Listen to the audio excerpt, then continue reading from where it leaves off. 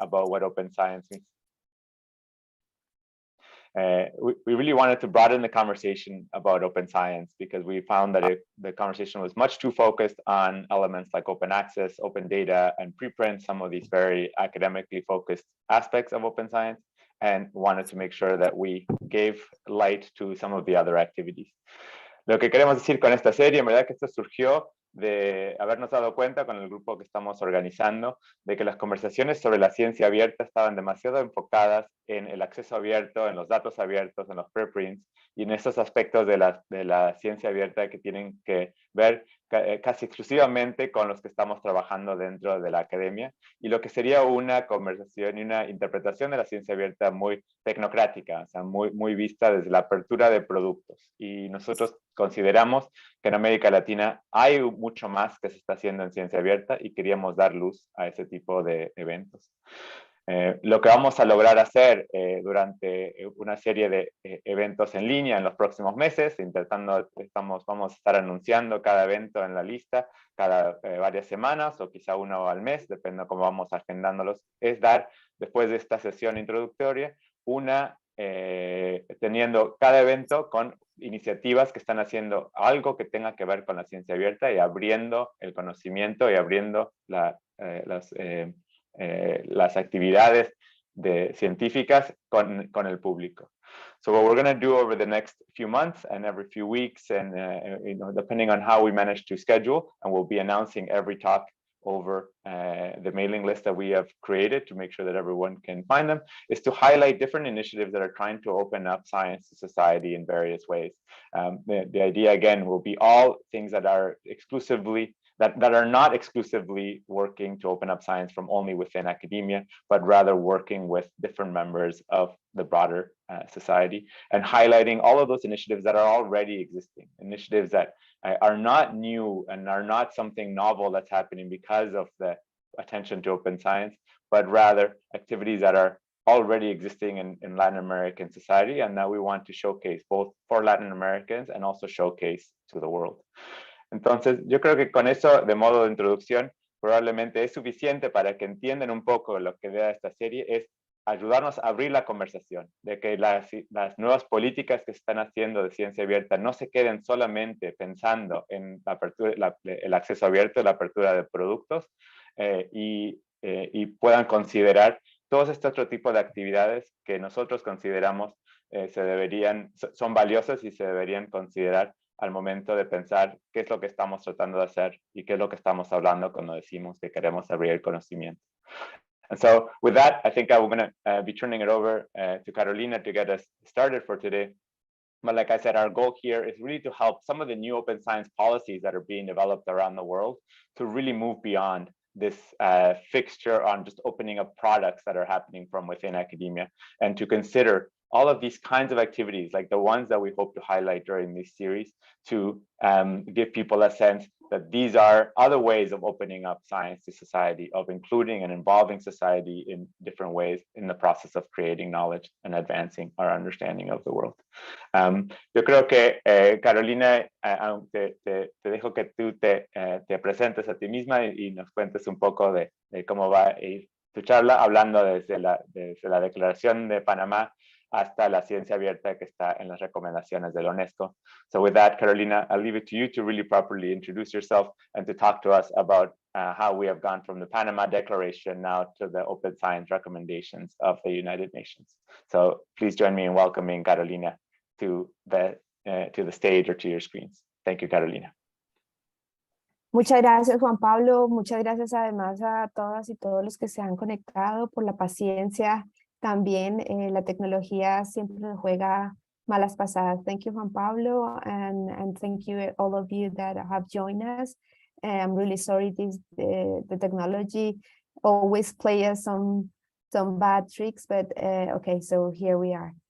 He decidido en esta oportunidad hacer una presentación un tanto más personal para contarles un poco lo que ha sido mi experiencia en la aproximación al acompañamiento, incluso y a la reflexión en torno a las políticas públicas desde la ciencia abierta, y pensar la ciencia abierta, como ya decía Juan Pablo, más allá del acceso abierto y los datos abiertos.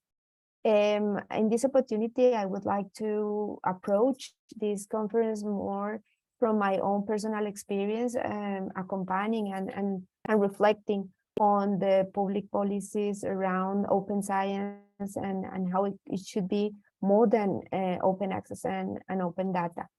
This is why my topic will be a bit more focused on Colombia, also on what happened parallel during this process in Colombia. Es por esto que voy a estar hablando también un poco más desde Colombia y lo que ha pasado en paralelo en Colombia. Nosotros, parte del grupo que está aquí trabajando estos temas, hicimos una investigación sobre lo que sucedió con la ciencia abierta durante la pandemia. Y parte de esta investigación que se enfocó en Brasil, Argentina y Colombia incluía un análisis de lo que había sucedido con este tipo de políticas, de la cual tomó esto. Part of the group that is leading this proposal did also work on a research during pandemic, and focusing in Argentina, Brazil, and Colombia, we had some of the main points of the development of the policies. And I will concretely talk about this in Colombia, as I said. En 2000 se dan las primeras políticas de acceso abierto en Colombia, que estuvieron muy unidas a una iniciativa que se llamaba Biblioteca Digital Colombiana. Posteriormente, en 2013, se creó ya el Sistema Nacional de Acceso Abierto, precisamente porque en 2011 Colombia se había unido a lo que se llamaba la referencia. Todo este proceso tiene que ver sustancialmente con políticas de acceso abierto y de cómo promover repositorios en particular en donde las revistas colombianas pudieran quedar al alcance de todas las personas. Posteriormente hubo un análisis que hizo la Red Nacional de Información Científica en donde analizaba las capacidades, las directivas y las políticas y llegaba a la conclusión de que en general en América Latina, incluida Colombia, excepto por México o Argentina, incluso Perú, las instituciones definían las políticas por su cuenta y no había una definición más, no había una política nacional que las acompañara. From this, what we saw is kind of a story that how in 2000, some policies of open access started, especially in Colombia, tied to what was called the Digital Library of Colombia. Later on in 2013 appeared the National System of Open Access that was connecting all the universities, and this was the result of a 2011 connection between Colombia to La Referencia, a more regional policy to do especially national repositories where the journals from each country could be openly available on the internet. Later on, there is this analysis about the national network of scientific information and how the capacities, the directives, and the policies of intellectual property policies would allow the open access. The conclusion of this analysis done by the Inter-American Bank of Development was that without any national policy except in Mexico and Argentina, there was really no policies being defined in a national level. Later on in Colombia, specifically in 2017 and 2019, Colciencias, which is the national agency for the development of science in that time, now it's the Ministry of Science, presented a draft of a policy that was talking about open science, but it was really something like opposing to closed science, and there was mainly a big worry, a big concern on the possible impacts, negative impacts on intellectual property. From Charisma, we were really, I would say, pissed off, if I may, and because this was, of course, this was a draft, it was only being to trigger the discussion, but we were really mad, and I think that was something that triggered us also, incentivized us to present a proposal to CILAC. This is a regional fora of science and education that the UNESCO drives. And we asked for a space to discuss, to analyze how this kind of policies, what we would recommend for this kind of policies, and it was from an activist perspective.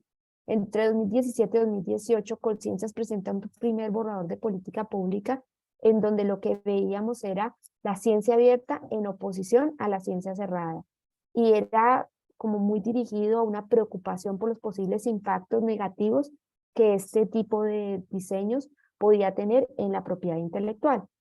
Así que tengo que reconocer que desde Carisma nos sentimos bastante enojadas, como nos parecía que era increíble que se hiciera esa aproximación, ¿no? Como en oposición y tan maluca, digámoslo así, que en 2017 presentamos una propuesta al CILAC, que es un foro regional que maneja UNESCO en educación y ciencia, pidiendo un espacio para analizar y sobre todo reflexionar sobre cuál podrían ser nuestras recomendaciones y el marco positivo para unas políticas de ciencia abierta en la región. Y por supuesto este tenía un contexto de activismo.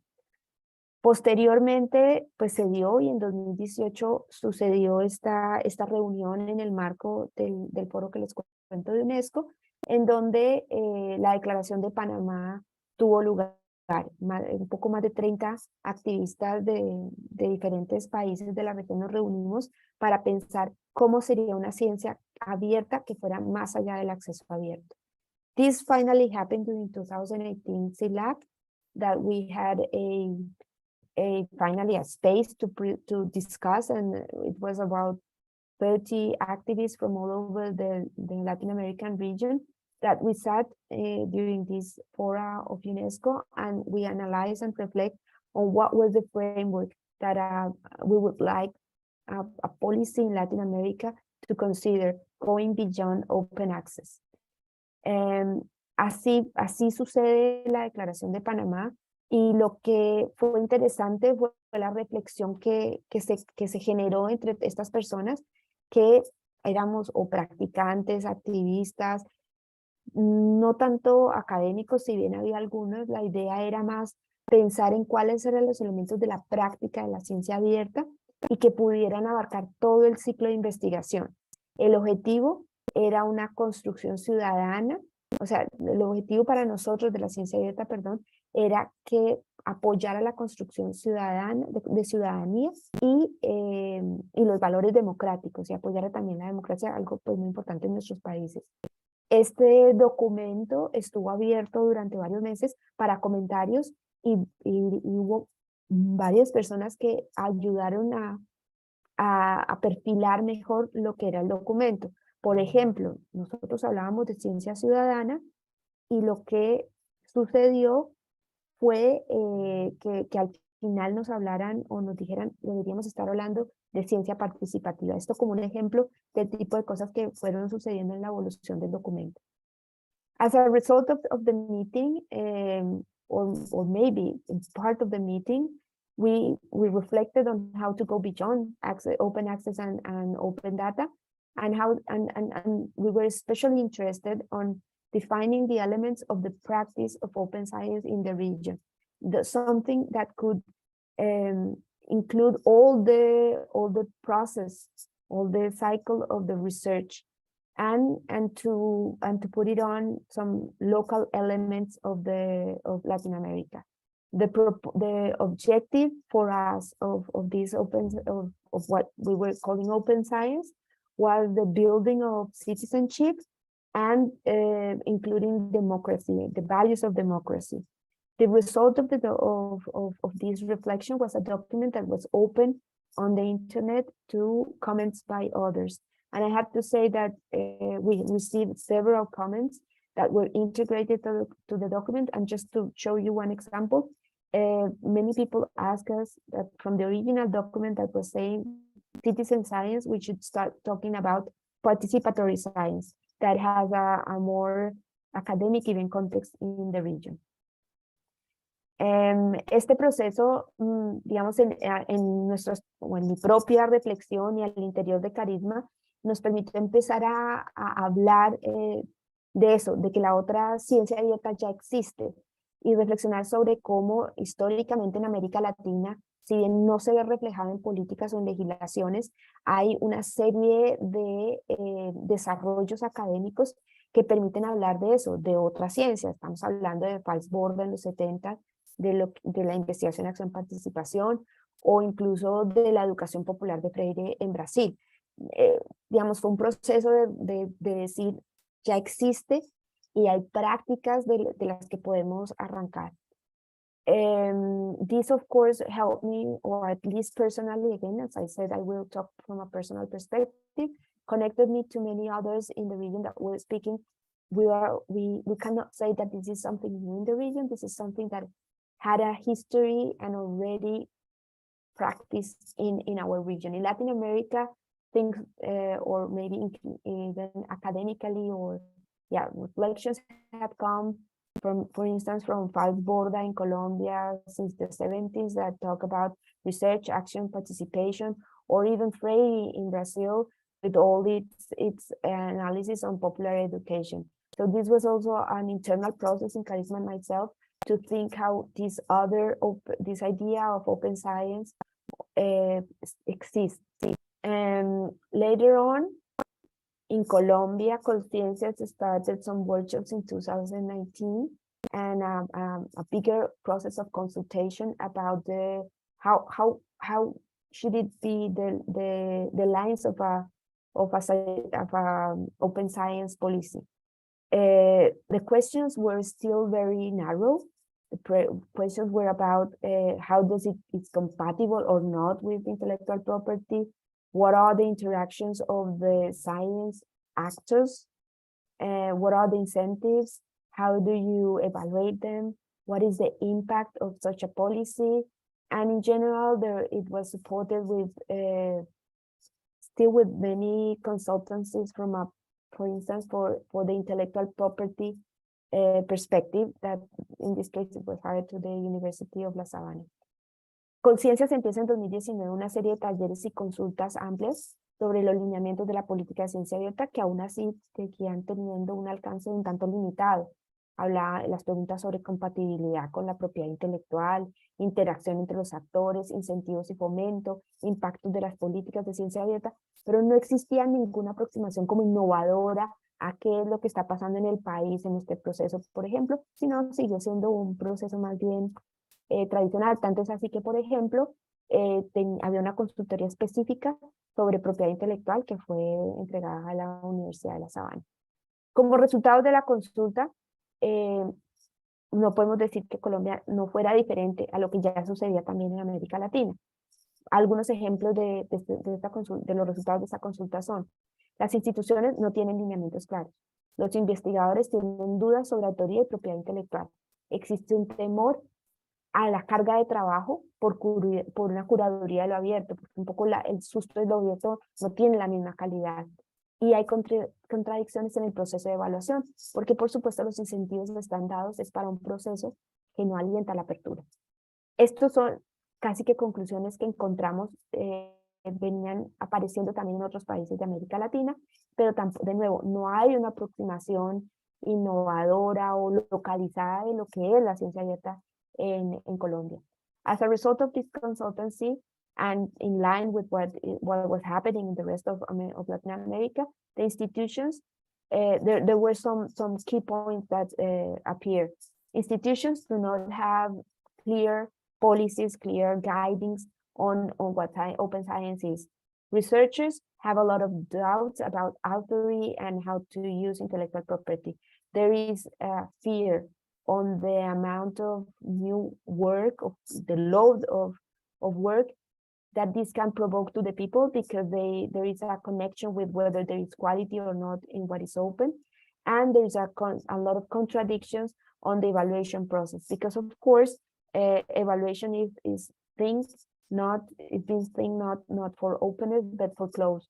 So these kind of things were still very much aligned with what was happening in the rest of Latin America. And there was really no innovative way of approaching this, even thinking from a local perspective.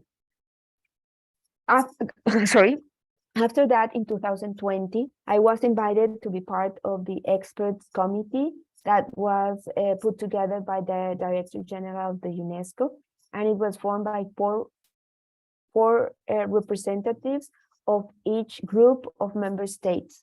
So Latin America, Asia, you know, and plus six representatives from the expert community, independent expert community. I was not appointed by a state, so I was not on the groups of UNESCO member states, but I was one of the independent experts. What was interesting was, for me at least, is the invitation was to produce a consensus, a world consensus on open science, and this was a timeline of a bit less than 2 years. En 2020 soy invitada a formar parte del comité de expertos nombrado por el director general de la UNESCO, que tenía una conformación de 4 representantes de Estados miembros de cada uno de los grupos, es decir, 24 por 4, 16 personas, perdón, más 6 representantes expertos.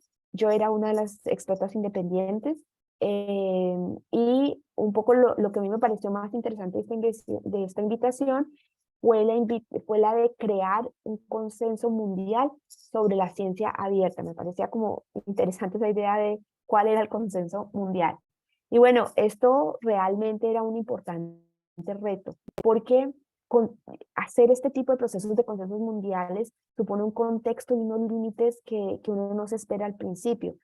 Es un grupo pues, de gente muy diversa, no solamente porque algunos son políticos, otros de la academia, otros provienen del activismo, sino además por las regiones, por el tipo incluso de background, de antecedentes que se trae.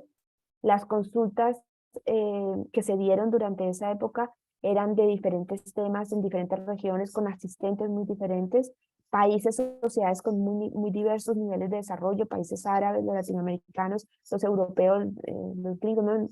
Un grupo con una diversidad impresionante, y además exigía llegar a un consenso dentro de un marco muy específico, no solamente de lenguaje, sino además político y de instrumentos preexistentes.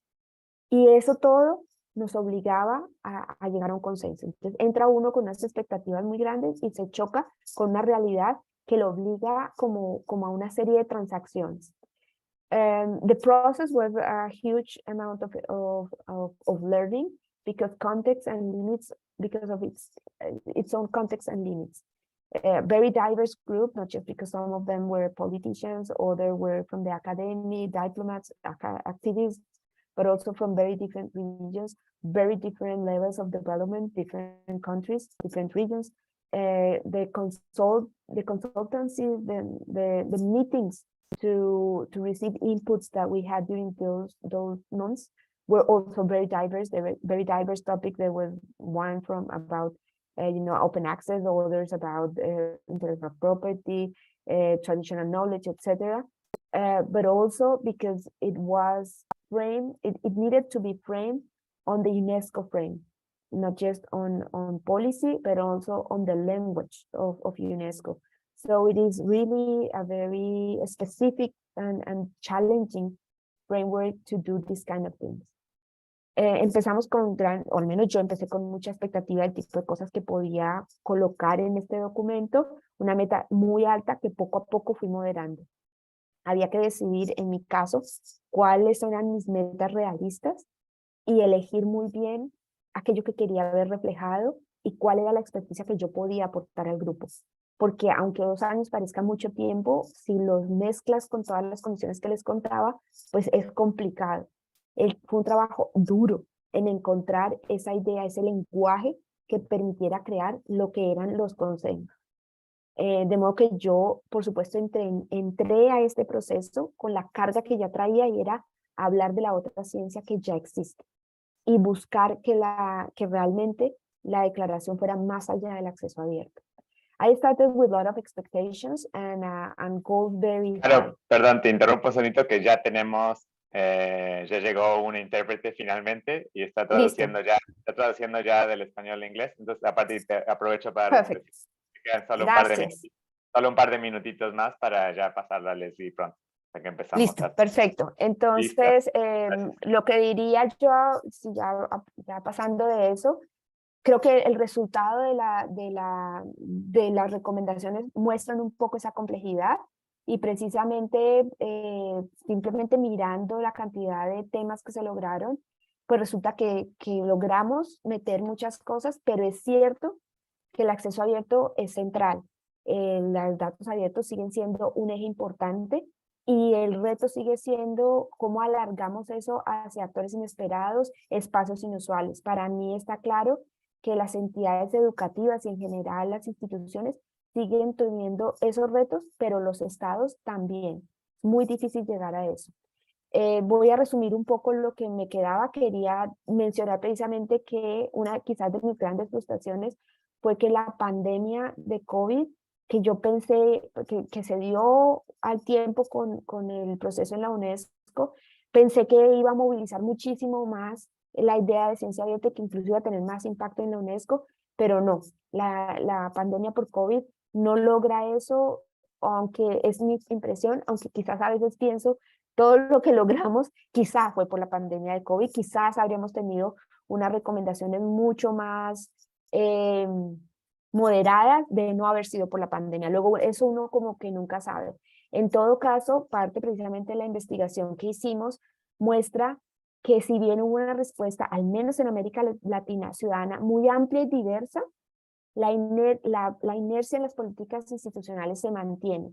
Los estados sí exploraron respuestas en medio de las crisis, pero no fueron muy dinámicas, no fueron innovadoras, fueron bastante poquitas, digámoslo así. Por tanto, para mí es una oportunidad perdida el COVID para experimentar y diseñar nuevas formas, y es lo que también concluimos en la investigación. El enorme interés y potencial de las iniciativas participativas y los prometedores resultados de su uso contrastan completamente con la poca capacidad de los estados de responder en forma innovativa. Mis conclusiones. Las recomendaciones de UNESCO son un buen paso para crear capacidad institucional y facilitar que los países tengan al menos unos mínimos de apertura. Dan tranquilidad sobre mitos. Creo que particularmente el tema de propiedad intelectual es lograr darle tranquilidad a la gente de que se está en un marco legal. Pero no es una guía contextual a necesidades locales, eso hay que seguirlo explorando, y era algo, por ejemplo, que sí tenía muy clara la Declaración de Panamá, y quizá tiene sentido, esto pues es algo global. Y no logra recoger que hay muchas prácticas que ya existen en la región y que no están logrando penetrar las políticas. Finalmente, solo quiero mencionar para cerrar como esa experiencia y la conexión con Colombia, en 2022 Colombia lanzó su política de ciencia abierta y de nuevo no es muy diferente a lo que logra hacer UNESCO. Está concentrada en acceso abierto, en datos abiertos, concilió ya esa distancia con entre lo abierto y lo cerrado. La discusión de propiedad aparece intelectual, pero parece que logramos moverla de ahí. Y a pesar de su centralidad, existen ventanitas, como en las recomendaciones de UNESCO, en donde podríamos ya empezar a localizar y hablar de otros temas. Es decir, el desafío continúa y hay que reconocer que los procesos de cambio pues son lentos. Yo cierro invitando a la iniciativa con la que arrancábamos, y es Hablemos de otra ciencia, porque ya en América Latina esto existe, y por favor visiten la página web. Mil gracias. ¡Wow! Muy bien, gracias, Caro, por introducir un poco también, continuar esta introducción del tema y lanzarnos. También por hacer tus propias traducciones hasta que ya estamos. Entonces, I'm just going to say one thing in English for those that are still listening, that there is now simultaneous translation from Spanish to English and from English to Spanish. Ahora el próximo hablante va a ser Leslie, y a los que él va a estar hablando en inglés, pero es para los que necesitan traducción o interpretación, ya pueden ver el icono del globito en su Zoom y pueden pasarlo y va a haber traducción simultánea de lo que está hablando él, del inglés al español. Leslie, creo que está escuchando en el canal de inglés, entonces sigo en español, pero decir, Leslie, te doy la palabra. Te damos a ti tus 20 minutos para continuar. Y Caro, te cuento que hay una pregunta ya en las preguntas y respuestas. También invito a todos a hacer preguntas durante la presentación. y vamos a ir contestándolas, creo que ahí en el texto mismo, y si podemos también robarnos unos minutos al final para continuar. Pero Leslie, bienvenido, muchas gracias por estar con nosotros. Te cedo la palabra.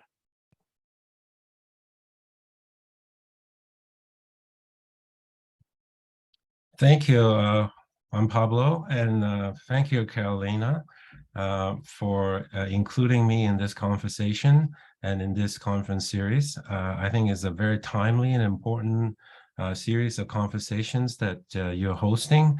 And I particularly like the title of this series, that open science already exists in Latin America.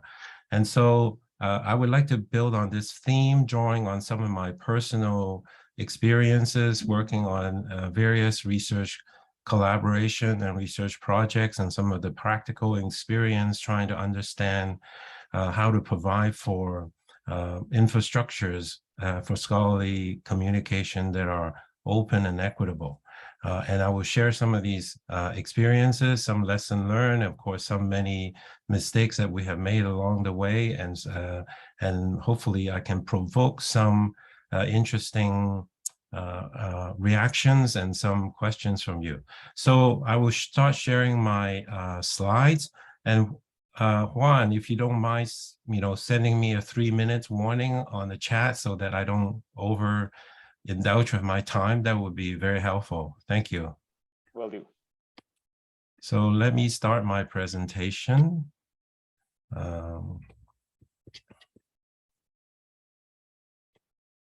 You are seeing my slide now? Yes, we see them clearly, Leslie. Thank you. Thank you. Okay, so I have chosen the title of my talk, calling it Opening Science from Below. And so let me explain to you the origin of this title, which I drew from a very well-known authors, feminist philosopher of science, Sandra Harding. She wrote a book in 2008 called Science is from Below, in which she really challenges the reader to question the long patriarchal hierarchy of Western science and the kind of hegemonic view about the world through that particular set of epistemological lenses, creating from the so-called modern period a set of universal science that are supposed to be objective and apply everywhere. And her book really took into question a lot of these entrenched notions of universality of science. And she asked us to think about how these constructed narrative favor particular narratives of modernity, about progress, about development, that then created a world of binary world of those who are in charge of science and technology, are able to progress, and those countries or regions that have fallen behind because they have lacked the mastery of science and technology. So this, and then the so-called traditional society with traditional knowledge that doesn't somehow advance the society into the modern world. So this kind of dichotomy, this kind of binary, have structures the way we think about development for a long time. And as a student of development, I was raised in that tradition of thinking about the so-called developing world and the developed world, these kind of binaries, one was advanced science, one with traditional knowledge. But of course, she reminds us these binaries, of course, are very much constructed socially by those who are in power and who have the resources to enact and entrench that particular view of the world. But of course, when we study the world histories and knowledge, we know that there are many, many rich cultural, historical, and scientific traditions around the world, most of which have been largely ignored by mainstream discourse of Western science. And so part of her books was to bring to light the rich and diverse empirical knowledge and epistemological traditions of communities from the global South and from Latin America in particular.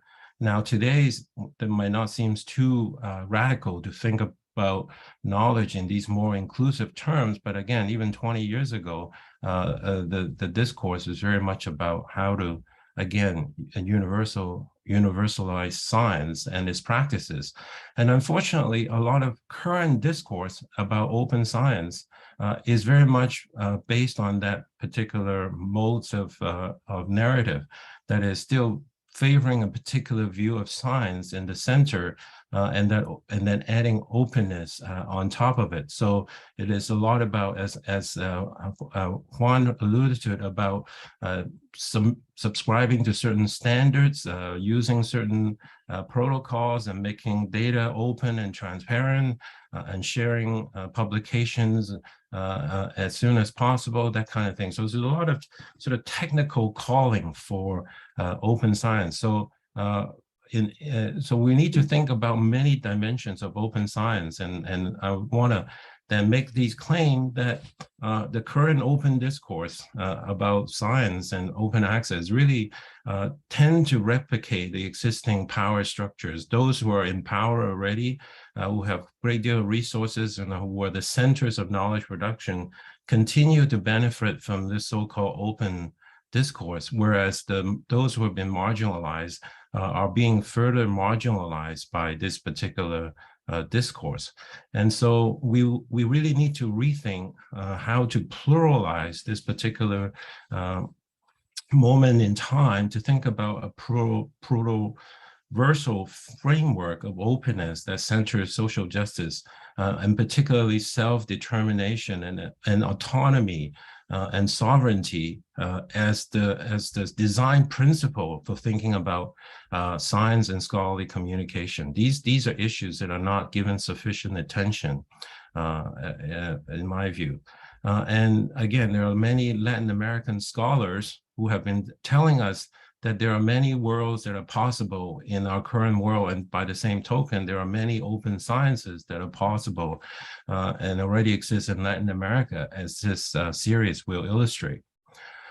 So we need to learn from the diverse communities, particularly those resides outside of academia. My colleague Bud Hall and Rajesh Tandon, who are UNESCO chairs in Community University Partnership, have always reminded me that 90% of the so-called knowledge that we depend on to live on day by day resides outside of the academia. They're not the kind of formalized knowledge that you see in books and journals, but these are knowledge that exists in the communities, that are enacted in the community, that are passed on from communities from generation to generations. And these are the kind of knowledge that communities need for survival, for well-being, and for interdependencies. But we have a tendency to forget this 90% of knowledge and focus on the very narrow range of so-called academic knowledge that is only beneficial to a small percentage of the population. So we need to look to indigenous communities, Afro-descendants in Latin American communities, many grassroots organizations, the food movement, for example, the climate movement, many peasant communities that call for food sovereignties, and many social movements from across Latin America for land rights, for property rights, for different rights to research, and for coalitions and so forth. So there are lots of lessons to be learned from these different diverse social movements. And again, we tend not to be paying enough attention to these important movement that we can learn from. Particularly, I want to suggest that we need to look for design principles, design for social justice and for autonomy. And again, to begin to think more about how to integrate these design principles when we design infrastructures for research and for scholarly communication. We need to also, while designing this principle, rethink really the ultimate goal of these systems, what it is that we want to achieve with research, and particularly with openness. What are the end goals? If it's for social benefits, for public well-being, and for collective well-being, then we have to rethink how we sustain these kind of infrastructures. And we have to move away from what we would call the extractive kind of economic frameworks, that is using knowledge as basically resource to be extracted, to be turned into commodities, and then to be sold as different products, and then analytics, kind of extractive cycles that kind of put people out of commission, that use science, data, and everything else as the center, and the people themselves who do the research or whose knowledge are being extracted are actually forgotten in this system. So we need to move away from this extractive system that is really predominant and really pervasive in all our economic transactions, and move to more of the kind of circular and renewable economies that are based on community principles, community belongings, relationship buildings, and solidarities, mutual support. There are lots of lessons to be learned out there. So the question is, how do we draw these lessons and work it into our design principles to help us think through open science and openness in its multiple possibilities. And in the end, I'll have some open questions. I don't have answers to them. How could these kind of rethinking help us also redesign self collaborations? And how could we encourage funders and policymakers to, again, think about these notions, community-based, driven research and design. How do we sustain these kind of important endeavor to ensure the kind of diversity of ideas that will help us sustain our life and well-being into the future? So as I suggested, mainstream open science discourses have tend to replicate existing power structures and knowledge asymmetry. And this is the kind of work that we have been trying to document through different research projects. And one of the projects that I was lucky enough to coordinate was this open and collaborative science and development network projects. That finished a few years ago, but we still have lots and lots of lessons that we are drawing from these network and their partners. And this project allows us to work with many, many different research group communities across the global South countries. Many of them are indeed in Latin America, across the Caribbeans, and in Colombia, Brazil, and Argentina, as well as Mexico. So we had the pleasure and fortune of learning from many of our colleagues from Latin American countries. I would also want to pay tribute to Carolina's father. Actually, in this case, Hector has been a pioneer in looking at traditional knowledge and their integration with scientific practices. Again, these renewable energy sources that farmers have always known about, how to turn a lot of these so-called byproducts of coffee and sugarcane production into usable fertilizer and biofuel that is also much better for the environment and create local independence away from always reliance on import of fuel sources.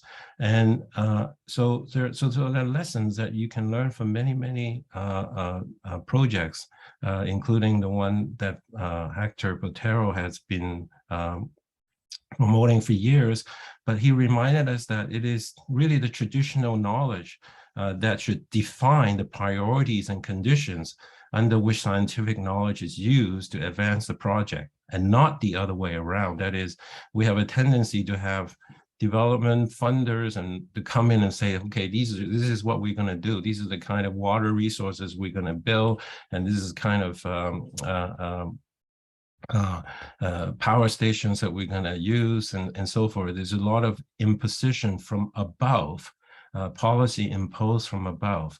And the notion of opening science from below is to remind policymakers that there are lots of knowledge that already exists that should be amplified because they serve the community well, much better than those that have been imposed from the outside. And so along this line, we have worked and then worked through the different communities with the different communities to also come up with a set of principles, if you will. These are kind of design principles that we thought we should think about. Again, learning from across the projects, the participants, we collectively came up with this set of open science principles that call for the building of knowledge commons and centering cognitive and epistemic justice, and think about equitable collaborations, and of course the sustainable development goals through allowing different communities to participate and to amplify their own rights to research and the rights to their knowledge, to their sovereignty, using those knowledge as a means for their own well-being.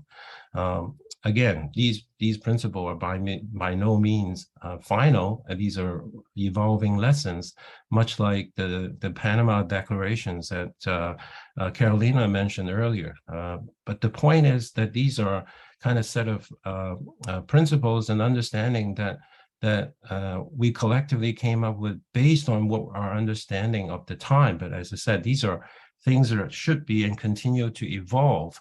And so what we want to encourage is us to collectively think about how to contribute collectively to this framework of pluriversal framework of openness, that think about self-determination. And also want to share with you some of the lessons we've learned from the network. So we put it into a collection, a book that you can download with all the lessons learned from the different partners across the projects. And of course, you can go to the website and read many of the different blog posts and so forth. We also recently, Carolina mentioned the UNESCO Open Science Recommendations. I and then several colleagues, Bud Hall, Delay, Florence Piron, Rajesh Tandon, and Lorna Williams, who was a well-known Indigenous advocate of Indigenous knowledge in Canada. We came up with this document that was used towards the recommendations for the Open Science, UNESCO Open Science principles. And in this document, we argue for of course, the importance of openness to publications and data, but more importantly, we advocate for openness to societal participation, openness to different social forms of knowledge, and also particularly centering historically excluded and marginalized knowledges as a means to make use of this notion of openness. So openness is not simply about opening a particular type of knowledge, but opening the opportunities to address many past historical injustice as a way to think about open science. And so at the same time, we want to move away from the notion of extractive to the kind of solidarity economies that I mentioned earlier.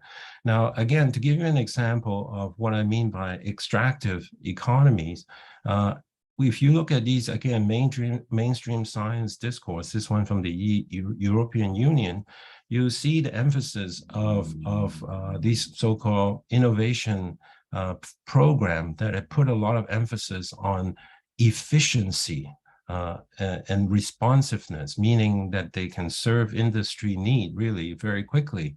And of course, at the same time, they want to encourage researchers to share the data as early as possible because this will have the greatest benefits. Now, these claims, I think, probably, very generic, but again, there's really very little proof to back this up. Now, if you look at a lot of these recent enthusiasm about the COVID research, about how fast researchers are able to share data, better understand how COVID is genetically composed and how they spread, and all that's are true. But in the end, we do have the fact that the COVID vaccines ultimately are owned by 3 different pharmaceutical companies that are the most powerful pharmaceutical companies in the world. So all these benefits of open sharing, open data, and so forth, yes, have a consequence. But the question is whose knowledge is being opened up and who benefits from these kind of knowledge. So open science may be good for some people, but the benefits of openness is not universally shared and enjoyed by all. So this is the kind of question we need to ask ourselves. And in the process, one of our research projects look at really the enclosure of this type of extractionist system of knowledge. Here's a case of Elsevier as a case studies, and Elsevier in the last 10 years have been very aggressively building end-to-end platforms that would take up researchers' data from the start, their submission into a journal, their data citation, their research collaboration, their funding bodies to fund their research. And of course, they then generate these so-called research analytics to sell back to researchers and their institutions and claim that this will help them compete better in the global economy and to better situate themselves in the global university rankings, right? So many of these narratives, I'm sure, are familiar to those of us in the global north, and they are increasingly common also in the global south and across Latin American countries. Those kind of pressures are coming in. And so, as I said, we need to think about these mainstream discourse as being beneficial to only some, but not all. And again, think about how already a lot of our existing knowledge in the communities. In Latin America, we have long-standing tradition of buen vivir, understanding of collective well-beings, rights of nature, other communal logics, and different narrative about how to transition to a more just and equitable society. And so, again, we don't have to go far. Again, looking at the Zapatista of Chiapas, they have been reminding us for many decades about the importance of autonomy and that these autonomies are in important design consideration for community well-being itself. So I will finish by, again, making these suggestions. One of the inspiration I draw from is a scholar by the name of Arturo Escobar, a Colombian anthropologist, well known to many people.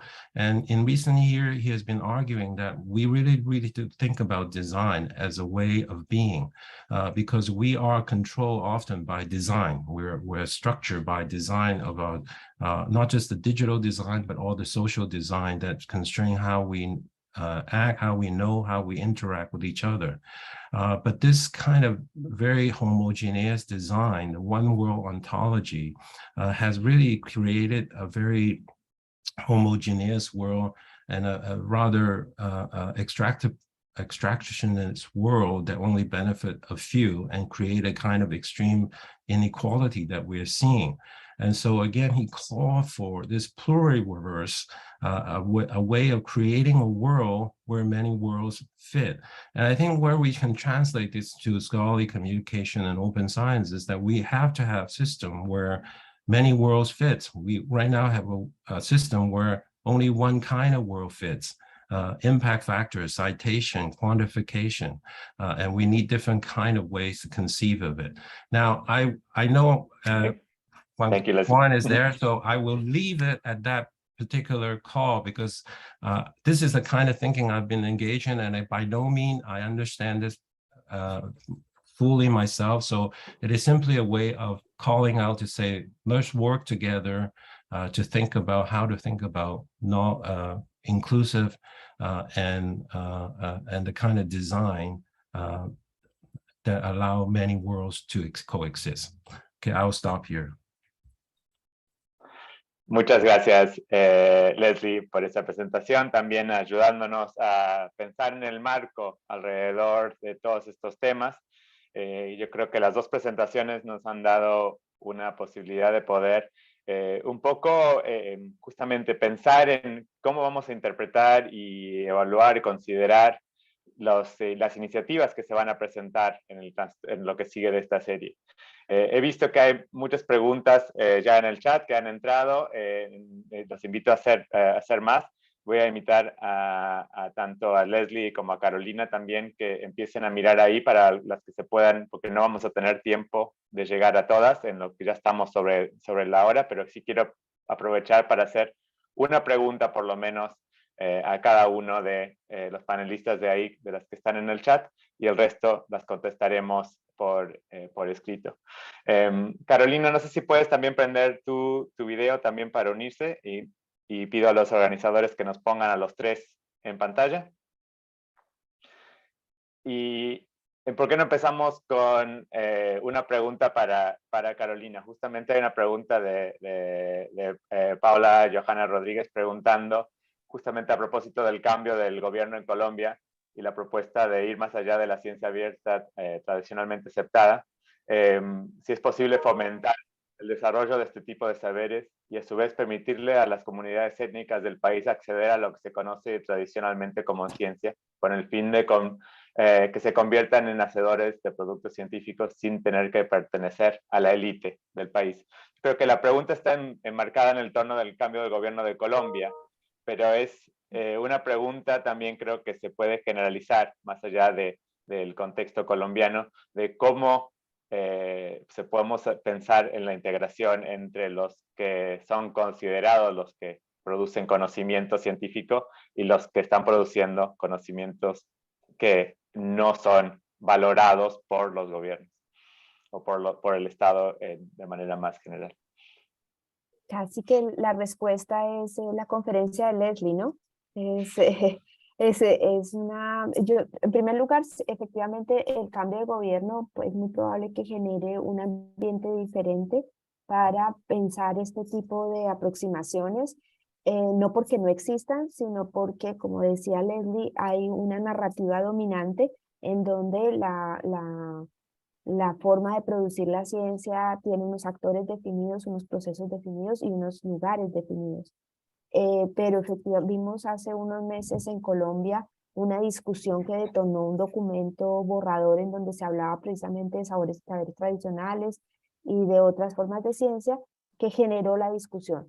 Eso produce discusiones y las discusiones pueden generar cambios sociales, pero me parece que la respuesta en términos generales estaba dada por la conferencia de Leslie. Mucha de la ciencia ya se produce en espacios inusuales, por actores inusuales y digamos, y nadie por eso está retando el método científico. Por tanto, es un problema de tener una aproximación diferente, mente abierta y generar incluso formas de validación y de evaluación diferentes a las que ya tenemos. Pero no, esa es la conferencia de Leslie. Muchas gracias, Juan. Gracias, Carolina.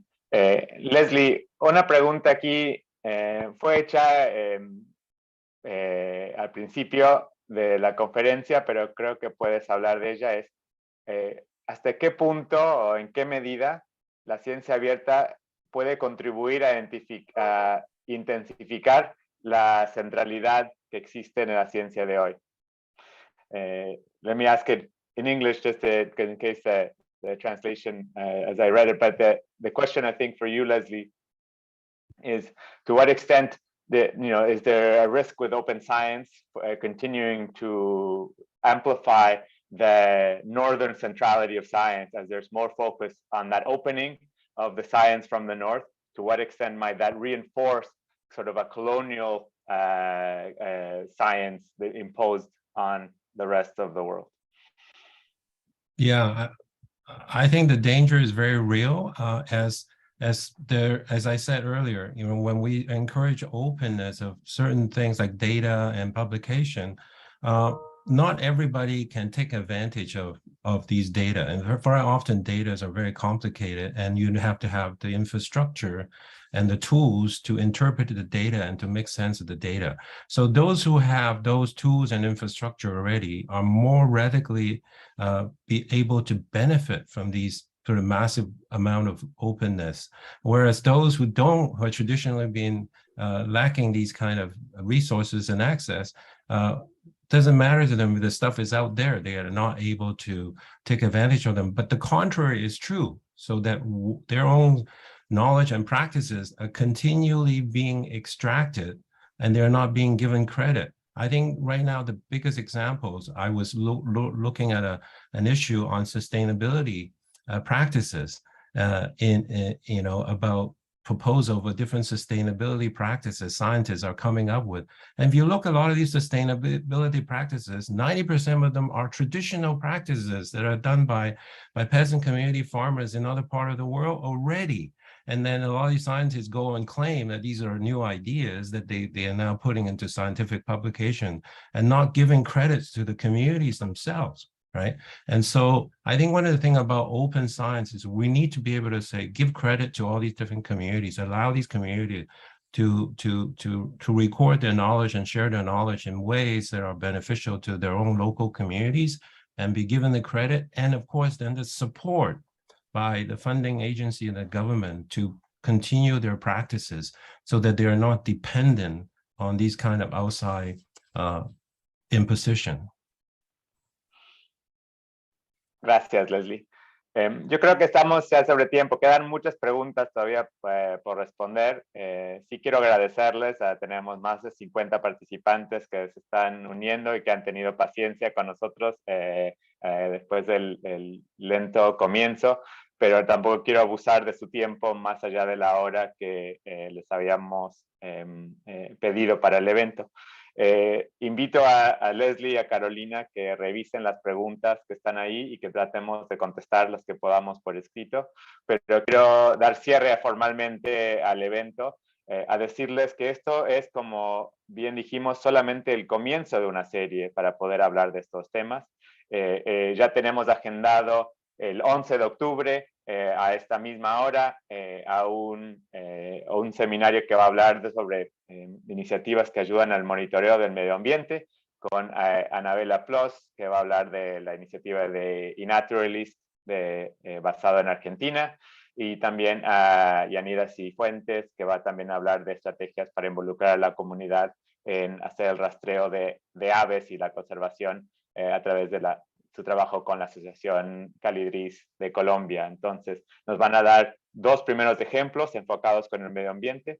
Estaremos como anunciando los futuros eventos también que se van a estar haciendo. También cabe mencionar que en Brasil tenemos un panel que está formando parte del evento de Publishing Trends organizado por ABEC, la Asociación Brasilera de Editores Científicos.